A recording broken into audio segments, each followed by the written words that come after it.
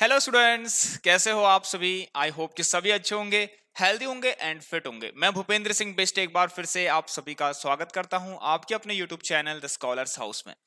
So dear students, आज की इस क्लास में हम अगेन रियल नंबर की केस स्टडी डिस्कस करने वाले हैं और आज आप लोगों के लिए मोस्ट इंपॉर्टेंट केस स्टडी आने वाली है रियल नंबर्स की।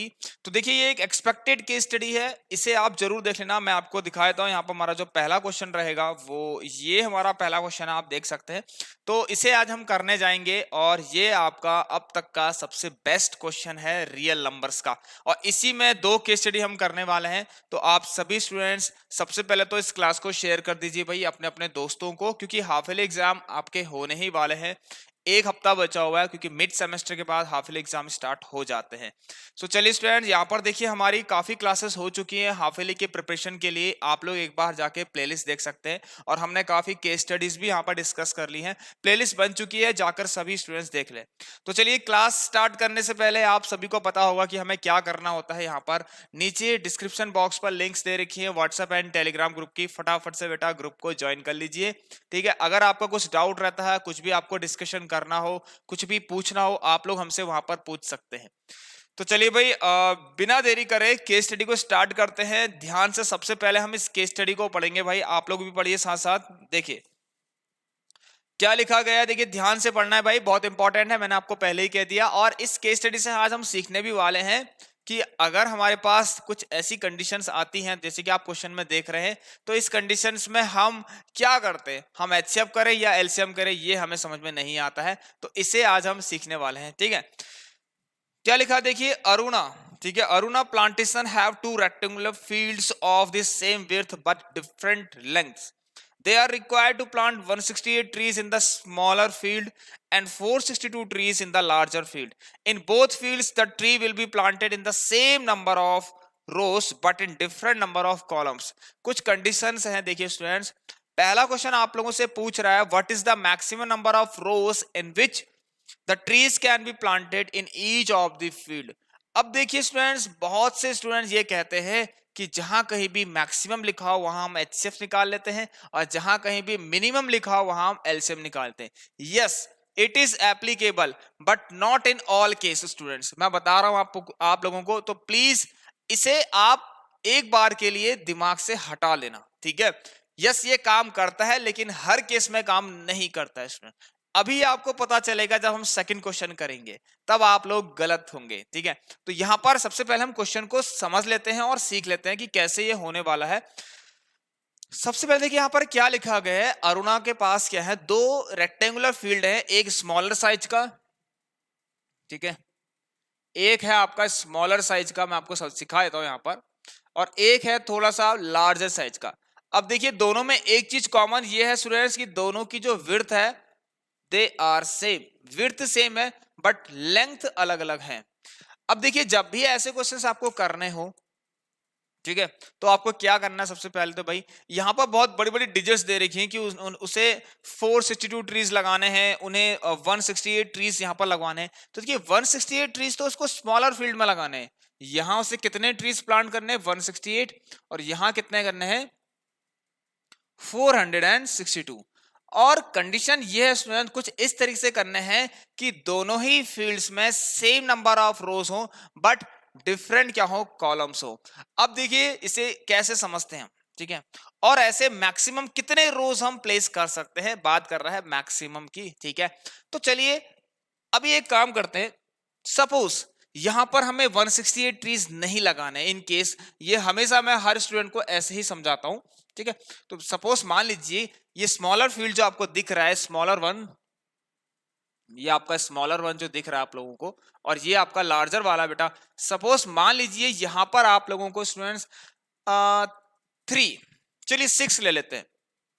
यहां पर आपको 6 ट्रीज प्लांट करने हैं और यहां आपको 9 ट्रीज प्लांट करने हैं। स्टूडेंट देखिए मैं एक बार आपको बताऊंगा तो फिर आप हमेशा इसको अच्छे से, मतलब इसको आप समझ लेंगे अच्छे से। ठीक है स्टूडेंट, इसे एक बार ध्यान से सुनना। अब देखिए मैं उस कंडीशन में, उस शर्त की तरफ जाता हूं जो इस क्वेश्चन में बोला है कि वो कह रहा है नंबर ऑफ रोज सेम होनी चाहिए बट डिफरेंट कॉलम होनी चाहिए। अब आप प्लांट करिए, क्योंकि 6 ट्रीज को प्लांट करना मैन्युअली भी यहां पर दिखा सकते हैं। ठीक है, देखिए मैं कुछ ऐसा करता हूं स्टूडेंट, ध्यान से देखना आप लोग। 1 2, ठीक है, 3 4 5 एंड 6। मान लीजिए यहां पर मैंने 6 ट्रीज प्लांट कर दिए हैं। ये 1 2 3 4 5 6 रोज क्या होती हैं जो हॉरिजॉन्टली आपको दिख रही हैं वो रोज हैं। So it has how many rows, 2 rows. यहां पर कितनी रोज हैं स्टूडेंट्स, 2 रोज हैं। एंड हाउ मेनी कॉलम्स है, 1 2 एंड 3 कॉलम्स है। तो यहां पर हमारे पास 2 रोज हैं और 3 कॉलम है। 3 क्या है स्टूडेंट्स, कॉलम हो गए यहां पर, ठीक है। एक केस ये है, मैं आपको समझाने की कोशिश कर रहा हूं, थोड़ी सी लंबी हो सकती है क्लास, लेकिन बहुत कुछ आपको समझ में आने वाला है आज, ठीक है। अब दूसरा देखिए, 1 2 3 4 5 6 7 8 9। सो देखिए यहां पर क्या हुआ, मैं आपको बताता हूं यहां पर हुआ क्या। एक छोटी सी गलती क्या हुई है यहां पर, ध्यान से देखना। यहां पर रोज डिफरेंट आ गए, ठीक है, कॉलम सेम आ गए भाई। ऐसा तो करना ही नहीं था। तो इसका मतलब स्टूडेंट मैं इसको क्या कर सकता हूं, ध्यान से देखना स्टूडेंट। यहां पर क्या हो गया, कॉलम देखिए 1 2 3 और यहां भी 1 2 3 कॉलम और 3, यहां 3 रोज और 2 रोज। अब देखिए स्टूडेंट्स, मुझे क्या करना था, मुझे कुछ ऐसा करना था, मैं आपको बता देता हूं। मुझे कुछ क्या करना था, देखिए स्टूडेंट्स, मुझे कुछ ऐसा करना था। अगर मैं ऐसा करूं, कंडीशन की तरफ जाऊं स्टूडेंट्स, सो 1 2 3 4 5 6 मैं ऐसे भी तो प्लेस कर सकता था। यस, क्यों नहीं कर सकते थे, कर सकते थे। अब देखिए स्टूडेंट, यहां पर भी 3 रोज आ गई हैं और यहां भी 3 रोज आ चुकी हैं। वन मोर थिंग, यहां पर 2 कॉलम है इस बार, और यहां पर 1 2 3, यहां कितने कॉलम है, 3 कॉलम्स है। कितने हैं टोटल, 3 कॉलम्स हैं भाई। तो स्टूडेंट्स क्या समझ रहे हैं हम यहां से। अब देखिए यहां पर हमें यह समझना है, हमारे पास क्या था, 6 प्लांट यहां थे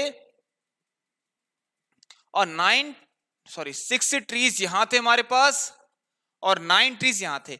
हमें यह समझना है कि हमने ये 3 जो वैल्यू है, जो 3 नंबर ऑफ रोज है, ये कहां से फाइंड करी। ये तो हमने अभी देखिए, अभी हमने हाथों से अपने खुद बना लिया, डिजाइन ऐसा कर लिया कि हमने इस कंडीशन, जो गिवन कंडीशन है उसको भी हमने सेटिस्फाई कर दिया है, ठीक है। जो गिवन कंडीशन है उसे भी हमने सेटिस्फाई कर दिया, that both fields have same number of rose but different number of columns.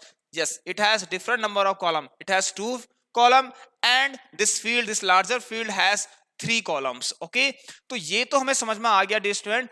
अब हमें यह समझना है कि मैं आपको बहुत कुछ बताता हूं यहां पर से, ये 3 कैसे आया होगा, ठीक है ना। ये 3 कैसे आया होगा, हमारे पास 6 और 9 है, ये 3 कैसे आया होगा। अब देखिए 6 और 9 का अगर हम एलसीएम या फिर एचसीएफ निकाले तो कहीं ना कहीं हमें 3 मिलेगा। एलसीएम में तो बिल्कुल नहीं मिलेगा, एचसीएफ में जरूर मिलेगा। तो यहां से ये क्लियर होता है स्टूडेंट। देखिए हमने मैक्सिमम इतने डाल दिए, मैक्सिमम नंबर ऑफ रोज ये हो चुकी है 1 2 3, इससे ज्यादा आप रोज नहीं बना सकते, ठीक है। इससे ज्यादा रोज आप नहीं बना सकते इस गिवन कंडीशन के अकॉर्डिंग। ऑलराइट डियर स्टूडेंट्स, ये क्लियर है सबको। वेट अ मिनट, मैं थोड़ी सी इंक फिल कर लेता हूं। अब हम ये सीखेंगे यहां पर से स्टूडेंट, देखिए थोड़ा समय लगेगा और ये जो बचे हुए क्वेश्चन है ना चुटकी में होने वाले हैं, बहुत ही जल्दी होने वाले हैं, आप लोग देखेंगे आराम से इसको। देखिए यहां पर, हाँ, ये जो 2 कॉलम है ये कैसे आया होगा मैं आपको बताता हूं। अभी देखिए सब आपके सामने है स्टूडेंट, सब कुछ आपके सामने है। क्या क्या होगा देखिए, इसको मिटाएंगे और बिल्कुल बड़ी जो जो गिवन डिजिट्स है उसके अकॉर्डिंग इसको हम सॉल्व करेंगे। फिर देखिए स्टूडेंट्स, जब मैं यहां पर, ध्यान रखना, जब मैं यहां पर स्टूडेंट्स एचसीएफ निकालूंगा 6 और 9 का, सो यस ऑब्वियसली हमें कितना मिलेगा मैं आपको बता देता हूं, आपको पता भी होगा शायद, ठीक है। कैसे निकालते हैं एचसीएफ, देखिए 6 में क्या है, 3 इंटू, सॉरी ऐसे लिखना 2 इंटू 3 करके लिखना, ठीक है। और द 9 हैज 3 का स्क्वायर, कॉमन क्या है दोनों में, 3 है, आ गया लो 3, इसका मतलब एचसीएफ 3 आ गया, ठीक है। अब ये एक चीज और सीख लेते हैं, क्या इन सब गिवन वैल्यूज से हम कॉलम्स निकाल सकते हैं। यस डेफिनेटली श्योर, हम एक कॉलम निकाल सकते हैं।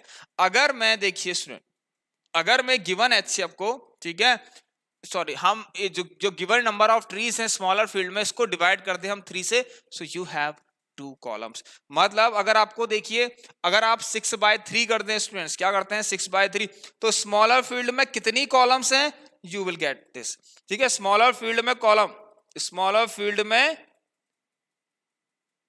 कॉलम आपको मिलने वाली है भाई, ये देखिए 2 कॉलम, यहां से ये भी मिल गया।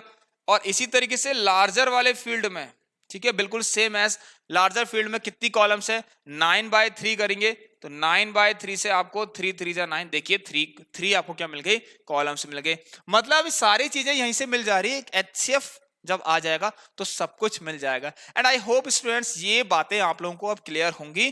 तो अब हम क्वेश्चन को करने जा रहे हैं, ठीक है। सेम नंबर ऑफ रोज होनी चाहिए। अब देखिए आप लोग क्या करना अपने घर पे, ठीक है, इसी को कोई दूसरी वैल्यू लेके देखना, बिल्कुल सेटिस्फाई होगी, राइट, बिल्कुल 101% सेटिस्फाई होंगी ये चीजें। ऑलराइट, चलिए। तो अगर आप 2 और 4 लेके देख लीजिए तब भी ये सेम रहेगा आपका, ठीक है, कोई दिक्कत नहीं। बस ध्यान रखना रोज क्या होती है, ये इस तरीके से रोज होती हैं जो हॉरिजॉन्टली आपको ये दिख रही है, ये 1 1 2 3, ठीक है, सीधा बिल्कुल ऐसे कॉलम 1 2 3, ये कॉलम्स हो गए, ठीक है। चलिए स्टूडेंट्स, सो अब हम इस क्वेश्चन की तरफ बढ़ते हैं। एंड आई होप ये जो चीजें हैं आप लोगों को, ये कॉन्सेप्ट इसके पीछे जो था वो मैंने सिखा दिया आपको। चलिए भाई, तो यहां पर क्या लिखा गया है, सबसे पहला question, what is the maximum number of rose in which the trees can be planted in each of the field.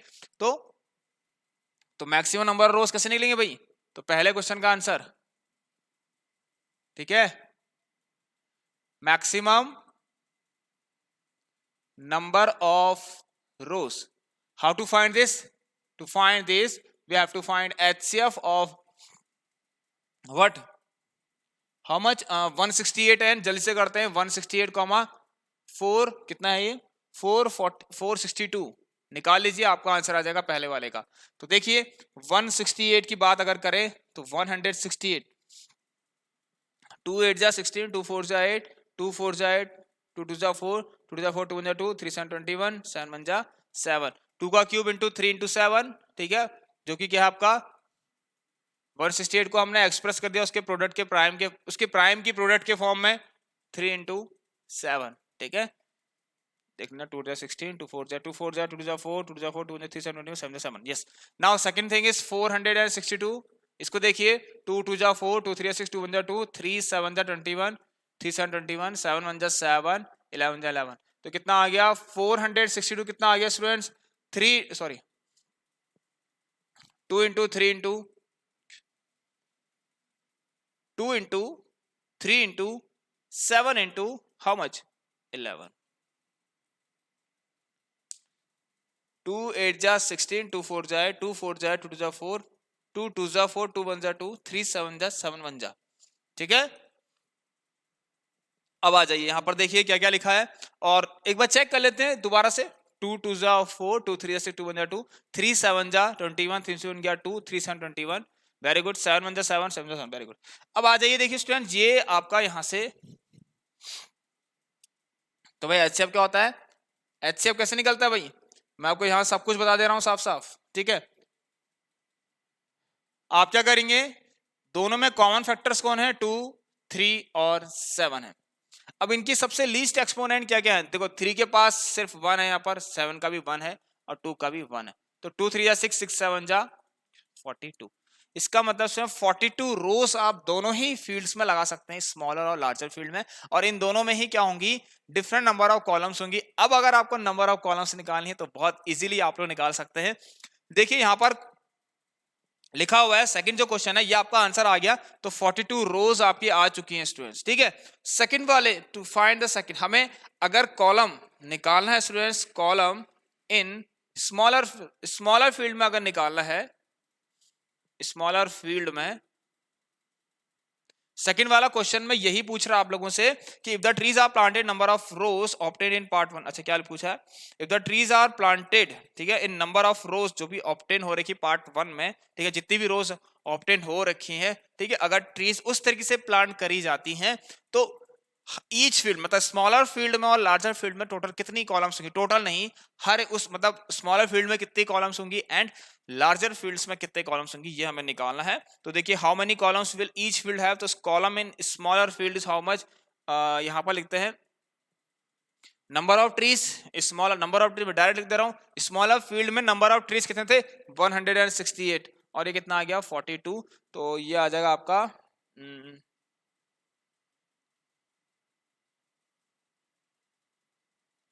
4 times, so it means आपके 4 कॉलम्स होंगे इसमें,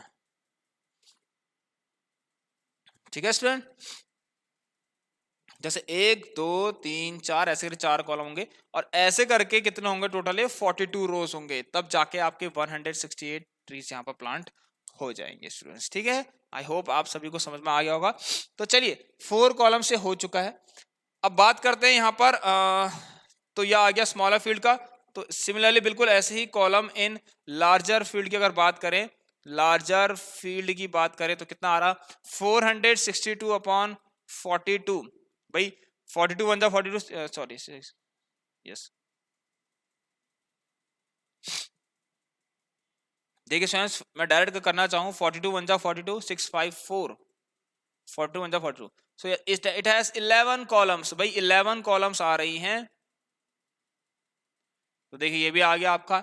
अब थर्ड जो पार्ट है स्टूडेंट्स, ये भी आसान है, आई होप ये सब आप लोगों को समझ में आ गया होगा, इसका सेकंड पार्ट भी। If the total cost of planted trees in one column is ₹500, अगर एक कॉलम में जितने भी ट्रीज हैं स्टूडेंट्स, ध्यान सुना, हमें नहीं पता ट्रीज के बारे में, लेकिन हमें इतना पता है कि अगर एक कॉलम में जितने भी ट्रीज हैं उसके 500 रुपए लग रहे हैं, उसकी कॉस्ट, कोई अगर लगाना आ रहा है, कोई माली, कोई गार्डनर अगर लगाना आ रहा है तो 500 रुपए ले रहा है आप लोगों से। ठीक है, तो यहां पर पूछ रहा है then find the cost to plant the trees in smaller field. अब स्मॉलर फील्ड में नंबर ऑफ कॉलम्स कितने हैं वो तो चेक करने पड़ेंगे ना हमें, तभी तो होगा, होगा नहीं होगा बताइए। आइए तो एक काम करते हैं, तो कॉस्ट ऑफ, ठीक है, कितना है, planted trees in one column of smaller field. ठीक है, कितना है स्टूडेंट्स, 500 रुपए है।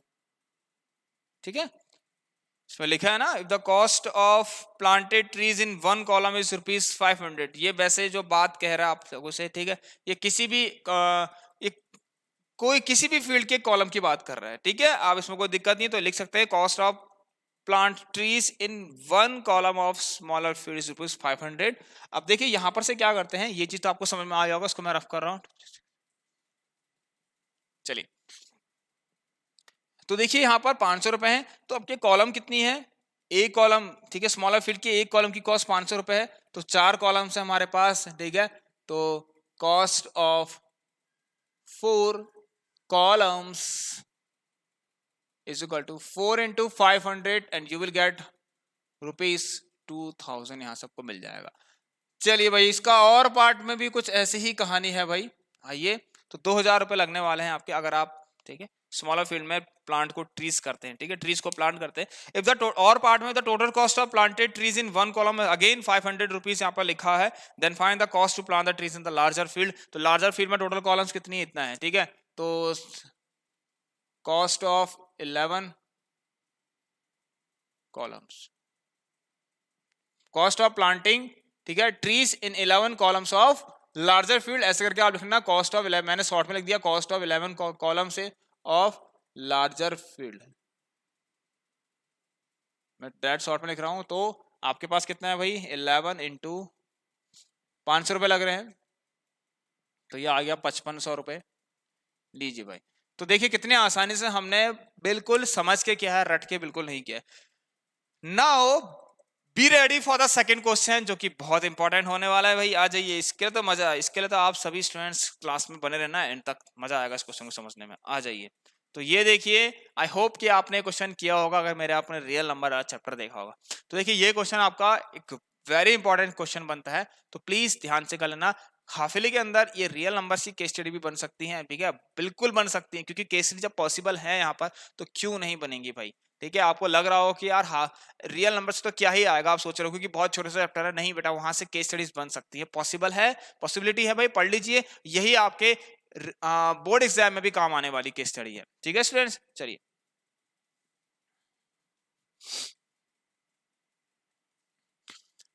बहुत ध्यान से पढ़ेंगे, और जैसे कि मैंने आपको बताया था, अब हम सीखेंगे कि क्यों हर जगह पर वो मिनिमम और मैक्सिमम वाली जो चीजें हैं वो एप्लीकेबल क्यों नहीं होती हैं। ठीक है, यहां पर देखते हैं ध्यान से, seminar is being conducted by an education organization where the participants will be educator, जो पार्टिसिपेंट्स है वो एक एजुकेटर्स है डिफरेंट डिफरेंट सब्जेक्ट्स के।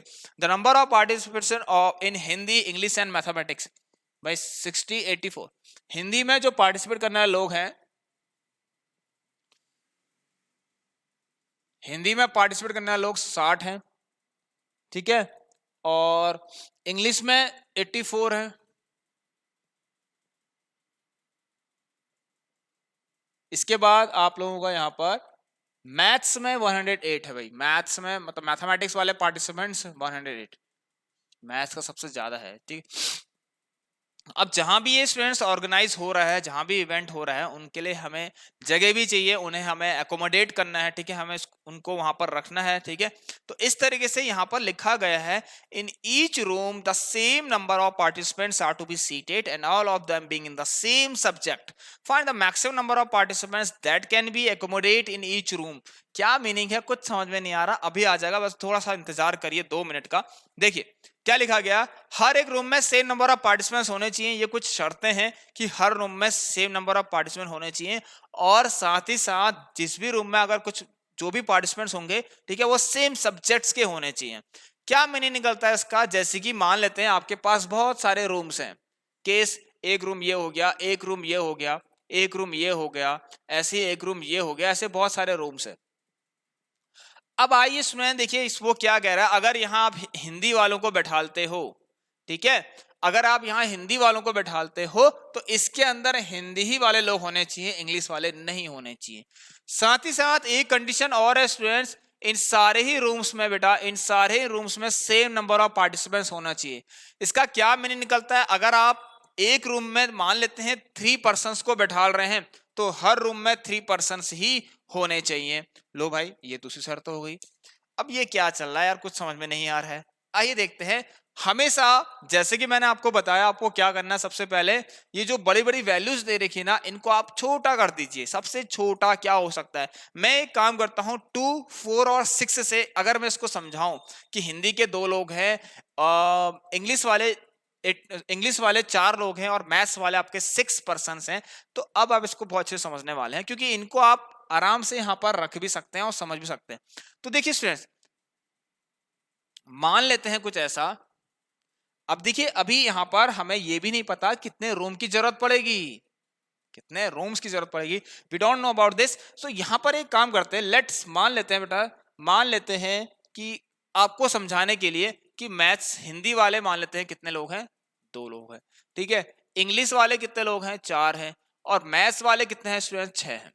अब आइए देखिए स्टूडेंट्स, यहां पर मैक्सिमम की बात कर रहा है कि हम ज्यादा से ज्यादा कितने बैठा सकते हैं। भाई मैं ज्यादा से ज्यादा कितने बैठा सकता हूं इस सारे रूम में, कि वहां पर सेम नंबर ऑफ पार्टिसिपेंट्स हो, और साथ ही साथ हर रूम में एक ही सब्जेक्ट वाला पर्सन हो, ठीक है।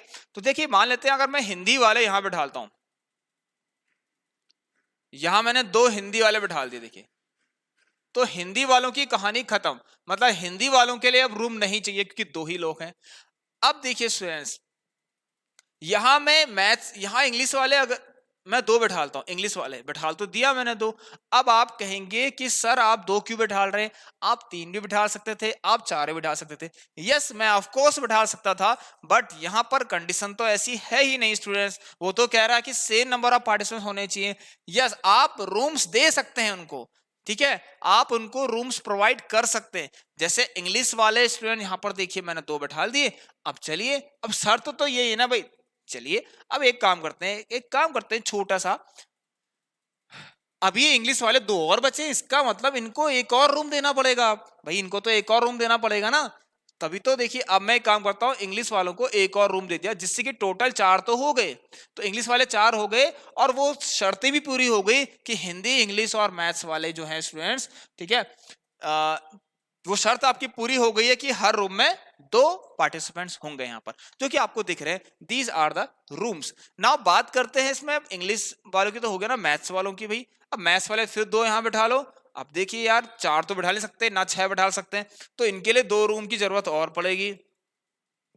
ये लीजिए, यहाँ भी मैथ्स है भाई, यहाँ भी मैथ्स वाला है, यहाँ भी मैथ्स वाले हैं, यहाँ इंग्लिश इंग्लिश, यहाँ हिंदी। लो भाई वो सारी चीजें पूरी हो गई, सभी लोगों को हमने अकोमोडेट कर दिया है, अपने अपने उनके उनके अपने अपने रूम्स में हमने उनको भेज दिया है। अब आपको क्या करना है, बस समझ गए कि how this two comes from these given values, ये टू कहाँ से आया स्टूडेंट्स, आप मुझे बता सकते हैं। अगर आप इनका एचसीएफ निकालेंगे ऑब्वियसली यू विल गेट 2।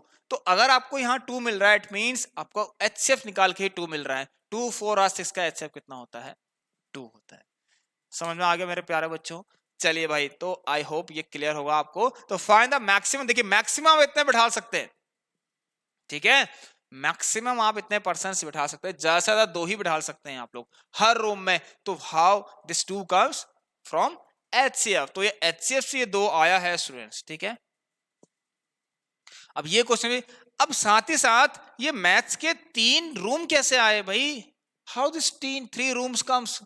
देखिए ये 3 रूम कैसे आए, मुझे ये तो मैंने ऐसे करके बता दिया आपको, बट ध्यान देना मैथमेटिकली ये कैसे आए। ये मैथमेटिकली क्या हुआ होगा स्टूडेंट, जो नंबर ऑफ पर्सन हमें बैठाने थे, अब देखिए मैथ्स के 6 लोग हैं, एक रूम में 2 ही लोग बैठा लें, तो कितने रूम की जरूरत पड़ेगी, अपॉन 2 कर देंगे तो यू विल गेट 3। इसका मतलब 1 2 3 रूम, अपॉन 2 मतलब एक ही रूम में काम चल जाएगा हिंदी वालों का, अपॉन 2 मतलब 2 रूम्स हमके चाहिए होंगे इंग्लिश वालों के। तो बस पूरा क्वेश्चन खत्म, कुछ नहीं करना है, घर जाइए आराम से पढ़िए आप, ठीक है। चलिए भाई पहले मैं यहाँ पर करवा देता हूं आप लोगों को, बस कुछ नहीं करना है। तो मैक्सिमम नंबर ऑफ पार्टिसिपेंट अगर बैठाना है, ठीक है, तो maximum number of participants to accommodate, ठीक है ना, कैसे निकलेगा, in rooms is equal to what, HCF of 60 84 and 108 का HCF निकाल के पता लग जाएगा भाई। तो HCF निकाल दीजिए भाई, देखिए 60 को एक्सप्रेस करिए, ये होता है 12 और 60, 2 का स्क्वायर 2 2 जा 4, नहीं 2 2 जा, हाँ 2 का स्क्वायर इंटू 3 इंटू 5, 2 2 जा 4 3 12 और 60। 84 की बात करें, 12 7 जा 84 होता है, तो 2 का स्क्वायर इंटू 3 इंटू 7, 2 जा 4 तो 12 7 84, 108, 12 9 जा 108 होता है, तो 2 स्क्वायर इंटू 3 इंटू 12 9 जा 100, तो 12 9 जा 3 का स्क्वायर, ये लीजिए भाई, ठीक है, ये हो गया आपका, ठीक है। तो अब यहाँ से एचसीएफ क्या आता है, देखिए एचसीएफ क्या होता है आपको पता ही है, आप क्या करिए सबसे पहले सारे कॉमन लिख दीजिए, 2 और 3 ही कॉमन है, सबकी लीस्ट एक्सपोनेंट क्या क्या है, देखिए 2 का स्क्वायर, और इन तीनों में लीस्ट क्या है 2 1, 2 और 1 में लीस्ट क्या है 1, तो 2 2 जा 4 2 जा 12, इट मींस हमें 12 पार्टिसिपेंट, हाँ इन ईच रूम, ठीक है, हम 12 पार्टिसिपेंट्स हम क्या कर सकते हैं, एकोमोडेट कर सकते हैं, पार्टिसिपेंट्स हम 12 पार्टिसिपेंट्स एकोमोडेट कर सकते हैं हर एक रूम में। पहले क्वेश्चन का आंसर आ गया स्टूडेंट्स, मजा आया ना। चलिए सेकंड वाला, what is the minimum number, और अब देखिए यही तो वो बात थी। अगर अब आपको लग रहा है कि सर मिनिमम का मतलब हमारे टीचर ने हमें बताया था मिनिमम, या फिर हमारे किसी फ्रेंड ने हमें बता दिया कि मिनिमम का मतलब तो एलसीएम होता है, आंख बंद करके एलसीएम करके आ गए और क्वेश्चन गलत हो गया, इसीलिए दैट्स व्हाई मैं आपको ये चीजें नहीं बता रहा हूँ, ठीक है। यस इन सम केसेस होता है, तो आप बस पहले ध्यान से पढ़ें, केसेस का मतलब ये भी है, ठीक है, आप अप्लाई कर सकते हैं, लेकिन समझ ले पहले क्वेश्चन क्या कह रहा है। हर मिनिमम मतलब वो नहीं कि एलसीएम ही होगा, ठीक है। तो मिनिमम नंबर ऑफ रूम्स का मतलब यही तो है स्टूडेंट्स, अगर इस तरीके से बैठाना है तो कितने रूम्स की जरूरत पड़ेगी, जैसे कि मैंने आपको बताया आप कैसे करेंगे। तो देखिए सेकंड पार्ट में अगर आपको नंबर ऑफ रूम्स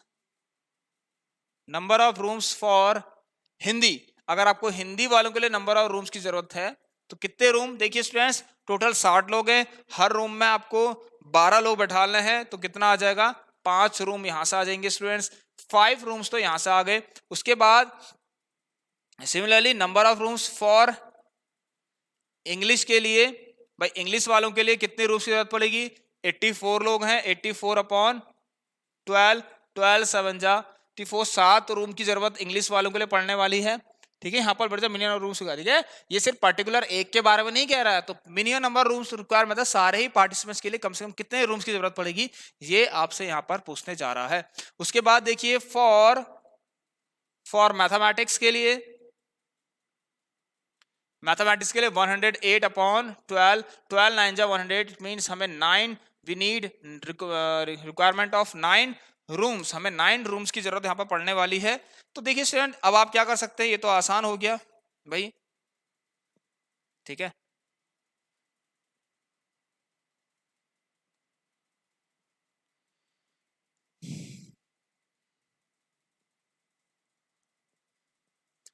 चलिए भाई, तो देखिए यहां पर, हाँ हमने क्या तो टोटल टोटल रूम्स ये मिनिमम है कम से कम, ठीक है स्टूडेंट, ठीक है। उस कंडीशन को देखते हुए तो 5 7 9 7 5 12 कम से कम रूम ऐसे ही आएंगे ना स्टूडेंट्स, 7 5 12 9 21, तो टोटल 21 रूम्स की जरूरत हमें है। तो ये क्वेश्चन आपके सेकंड वाले का आंसर। थर्ड वाला, फाइंड द एलसीएम ऑफ 60 84 108, इसको देखते हुए एलसीएम भी निकाल लेंगे आप लोग। तो देखिए दो तो हो गए आपके, ठीक है। फर्स्ट वाले का आंसर ये आ गया आपका, तो ये फर्स्ट वाले का था, ठीक है। सेकंड भी हो चुका है आपका। थर्ड वाला यहां पर करवा देता हूं, आप देख सकते हैं, ठीक है। एलसीएम निकालना है अगर आपको, तो एलसीएम के लिए स्टूडेंट देखिए सबसे पहले क्या करते हैं, सारे ही फैक्टर्स लिख लीजिए, जितने भी फैक्टर्स यहाँ पर दिख रहे हैं, जितने भी तरीके के फैक्टर्स, ठीक है, आप लोगों को यहाँ पर दिख रहे हैं वो सब लिख दीजिए। और उन सभी फैक्टर्स की जो सबसे हाईएस्ट एक्सपोनेंट आपको यहाँ पर पावर जो दिख रही है उन्हें लिख लीजिए। 2 की हाईएस्ट पावर यहाँ पर 2 दिख रही है, 3 का स्क्वायर दिख रहा है, 5 और 7 का शायद कुछ नहीं है, 5 अलग है, 5 की पावर 1 है और 7 का 1 है, ठीक है, चेक कर लेना आप लोग, ठीक है।